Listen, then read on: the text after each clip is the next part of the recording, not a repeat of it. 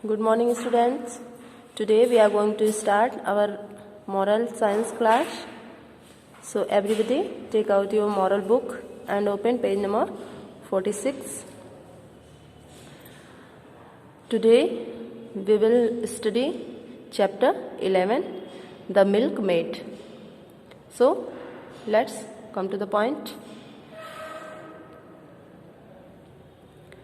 A milkmaid was on her way to the market to sell some milk of her cow. ये आपकी जो story है ये एक मिल्क मेड मतलब एक दूध बेचने वाली की स्टोरी है। एक मिल्क मेड थी was on her way to the market, जो कि रास्ते में थी और वो कहाँ जा रही थी? Market. To sell some milk of her cow, अपने गाय के दूध को बेचने के लिए। टू सेल मतलब बेचने के लिए वो मार्केट में जा रही थी। As she carried the large pot on top of her head, और जैसा कि उसने अपने सर पे क्या है, एक लार्ज पॉट मतलब एक बड़ा बर्तन अपने सर पे रखा हुआ था, उठाया हुआ था। She began to dream of all things she could do after selling the milk. और वो क्या करना शुरू की? सी बिगैन टू ड्रीम, वह सपने देखना शुरू करी। ऑफ ऑल थिंग्स मतलब उन सारी चीज़ों के बारे में। She could do after selling the milk मतलब दूध को बेचने के बाद। आफ्टर सेलिंग द मिल्क मतलब दूध को बेचने के बाद वह क्या क्या कर सकती थी, मतलब क्या क्या चीज़ें करेंगी, उन्हीं सब के बारे में वे सपने देखने लगी। विथ दैट मनी मतलब उन पैसों से I will buy 100 chicks to rear in my backyard. मतलब क्या अपने मन में सोच रही है कि विथ दैट मनी मतलब उन पैसों से, मतलब दूध को जब मैं मार्केट में सेल कर दूंगी, बेच दूंगी, तो उससे जो पैसे मिलेंगे उन पैसे से मैं सबसे पहले तो 100 मतलब वो कह रही है कि मैं 100 चिक्स खरीदूंगी। चिक्स मतलब चूजे मतलब चिक्स किसको कहते हैं? जो हैन के बच्चे होते हैं। तो हैन के छोटे छोटे बच्चों को कह रही है कि मैं चिक्स को 100 चिक्स खरीदूंगी to rear in my backyard, मेरे घर के पीछे मतलब पिछले वाले हिस्सों में रखने के लिए, मतलब उनको पालने के लिए। रियर मतलब पालन पोषण करना, मतलब उनको पालने के लिए। इन माई बैकयार्ड मतलब अपने घर के पिछवाड़े मतलब अपने घर के पिछले हिस्से में उनको पालने के लिए मैं उनको खरीदूंगी। When they are fully grown और जब वो पूरी तरह से बड़े हो जाएंगे, I can sell them at a good price in the market, तो मैं उन्हें मार्केट में अच्छे दामों में बेच सकती हूँ। एज सी वॉकड ऑन और जैसे ही वह चलने लगी या जैसे ही वह चल रही थी, सी कंटिन्यू ड्रीमिंग वह सपने देखना जारी रखी। मतलब एक तो वो चल भी रही थी रोड पे और सर पे अपने बड़ा सा पॉट मतलब दूध का बड़ा सा जो पॉट है वो भी रखी हुई थी, और साथ साथ क्या इतना सारा सपना भी देख रही थी। Then I will buy 2 young goats.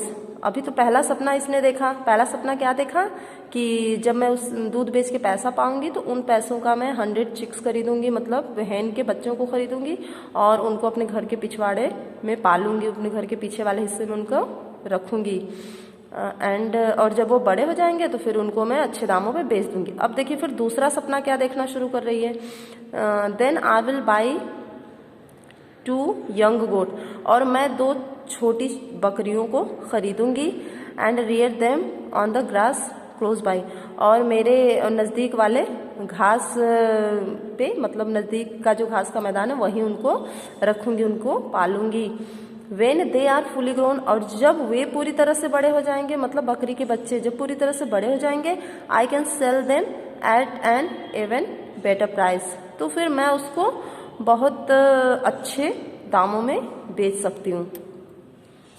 C kept dreaming more and more on the road और रोड पर वह और ज़्यादा सपने देखती गई।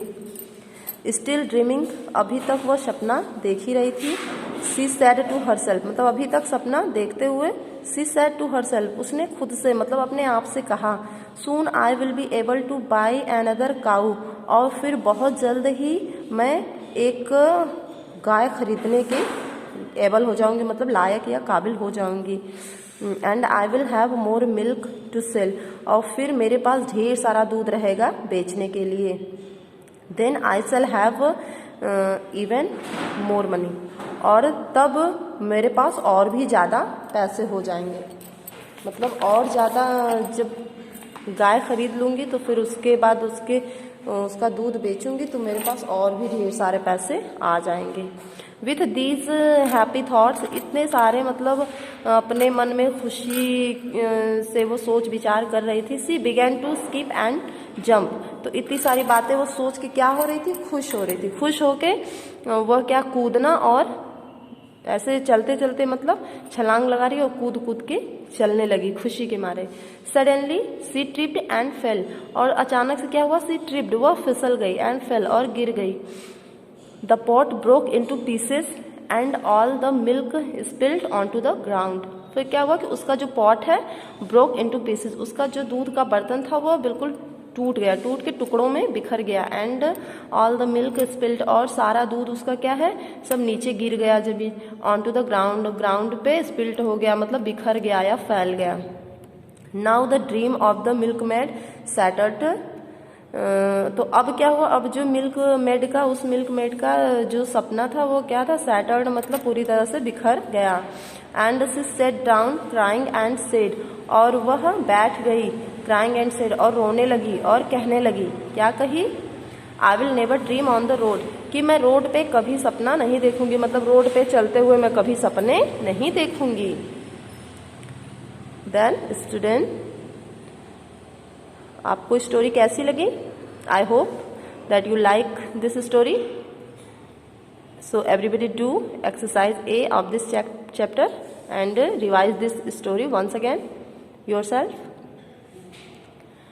So the next chapter we will study in the next class.